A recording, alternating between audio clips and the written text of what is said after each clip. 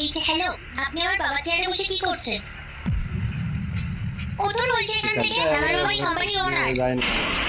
হ্যাঁ, আপনার সাহস কম না? আমার স্বামীর চেয়ারে আয়েশা বসে আছেন।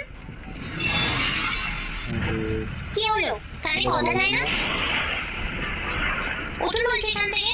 মা ঋতিকা, শ্রেয়া, তোমরা হঠাৎ এখানে? পাপা এইসব ছাড়ো, তুমি আগে ওনাকে চেয়ার থেকে উঠতে বলো।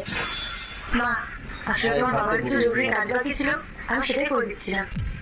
আর অজুহাত দিতে হবে না, কাজ থাকলে অন্য জায়গায় বসেও করা যেত। আমার বাবার চেয়ারে বসে কি দরকার ছিল? ঋতিকা মা, চুপ করো। উনি হয়তো আমার চেয়ারে ভুল করে বসে পড়েছেন। তাছাড়া কিন্তু বড়দের সাথে এইভাবে কথা বলতে নেই, এটা কিন্তু ব্যাড ম্যানার্স। আচ্ছা, আমি কি একটা কথা জানতে পারি যে আপনারা দুজনে আজ হঠাৎ ওনার অফিসে কি করছেন? সেটা আপনাকে কেন বলতে যাবো? পাপা তুমি জানো আমি পাস করেছি আর ক্লাস